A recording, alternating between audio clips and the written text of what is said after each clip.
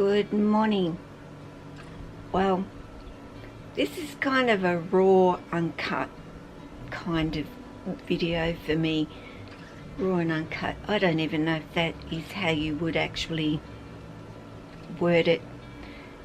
But I've just got up.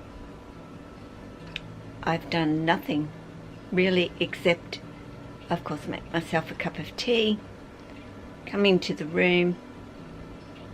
I'm still in my PJs and have a look.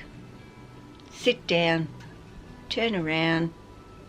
Now I was looking at her when I walked into the kitchen while looking at Lily's enclosure. She was up in her hammock, fast asleep. Sat down and I've taken a couple of mouthfuls of my cup of tea. And there she is. So, probably sleep still in my eyes. So, yeah. Sometimes that's just the way it is here. But I also have a little girl over there who's in the same mind, to wanting to come on out.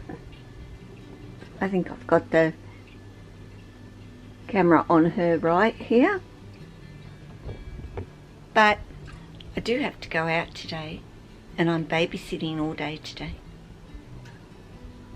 Yeah, that's one eye closed and one eye open, but that's my day today. So I'm kind of half-hearted in getting Lily out because she's going to have to go home way before what Lily would perceive as her going home time. Hey. Hey. Look at this door. Open. And you wanting to come out? You wanting to come out? No, of course you don't want to come out. Why would you want to come out here? Hey? Why would you want to come out here? At all?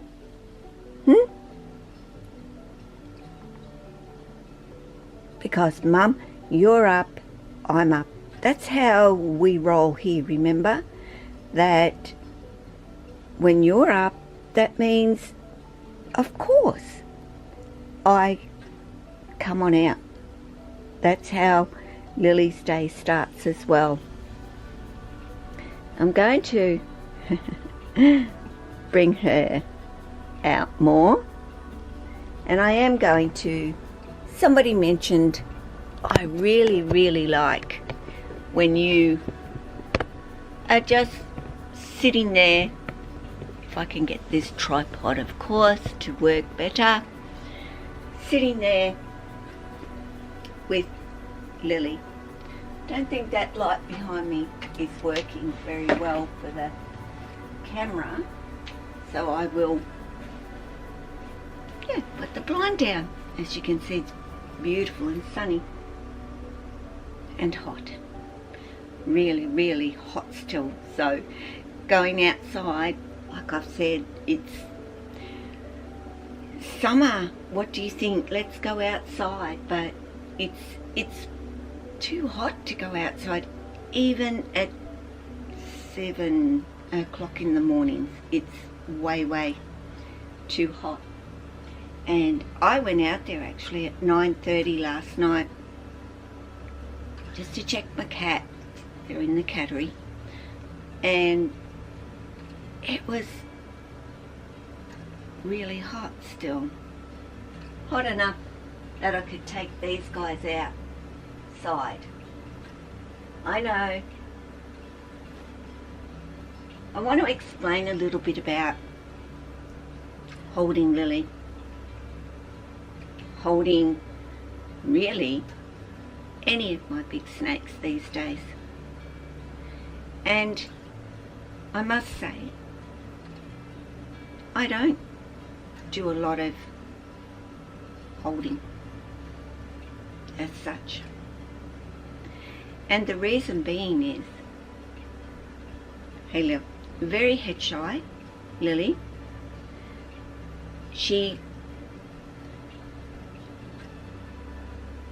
It is Lily.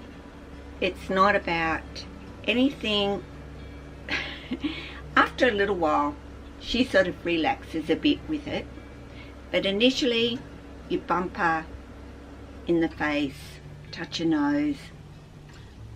She jerks a bit, but that is just Lily. That is nothing to do with being upset or anything like that. It's part of Lily. But she does settle down. But getting back to handling, there's a very important aspect of handling your snakes. And it all starts when they're very young. And it's an essential part of developing a trust and them getting to know you. And all the rest of that stuff that I've talked about many, many times.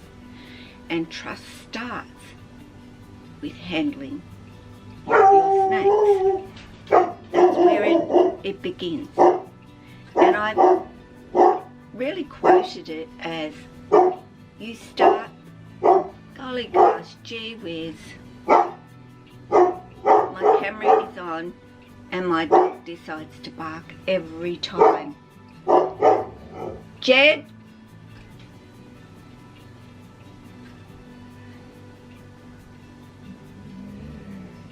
Yeah. Anyway, it is like starting on the ground, like we do with a horse.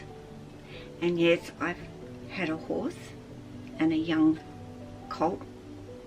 He was an Arab and his name was Luke. And it all starts on the ground, building that trust and that bond with them. And it goes the same for your snakes. It all starts here, in your hands, you holding them smelling and tasting, smelling you. That's where it all begins first. So hence, now my snakes are bigger. And it's not just because they're bigger. It's when I know that I've developed that trust with me and they are responding with what people call defensiveness. Yeah, that's a term that, yes, snakes do show defensive behavior out of fear. But defensive behavior is not always fear. It's a body language that can be used to tell you a few things. That's a whole other video. And I think Tessa is a good example of probably showing you what I'm saying when I can say to you that behavior is not always about I'm going to bite you. So, but on to the more about, handling and why it all begins with them physically in your hands. Because that's definitely where it all needs to start, with you and your snake. And especially your young ones. You get your young ones, and I will say to you, yeah, they're probably,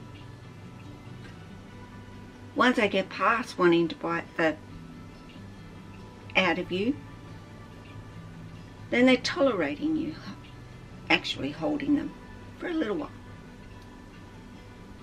Then they start to go, okay, this is not too bad actually, and I quite like this person holding me, touching me, feeling me with kindness, without a purpose. Not just, oh yeah, this person picks me up, puts me into a tub, cleans out my enclosure, and then puts me back again. No, this person actually gets me out, talks to me. He holds me with a care factor.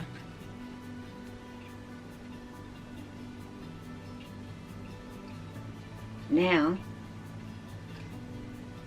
once they've realised all of that and have gotten bigger to where they can't disappear down little cracks and spaces, and you can visually know that they've learned a little bit of the rules that you have, you know, if you've provided a space for them such as I have, that they then they don't earn. You give them freedom to move, to explore and get some exercise. So Lily is past always having to be handled by me. She is already trusting and bonded and knows me very, very well. I don't need to be handling her all of the time, and she knows it. She knows. She comes out and her routine is to come out and not have me holding her the whole time. She knows she gets to go and explore. So when she comes out and I'm holding her, all she's thinking about is not just the fact that I've got her, but I want to go, Mum. I want to go and explore. I want to do what I do. And I let her. So this isn't about Lily, and I know I've spoken a lot about it, but tolerating. There is a point in their life where, when they're very young and little and learning, it is a little bit of them tolerating, but it isn't ever like that forever. But remember,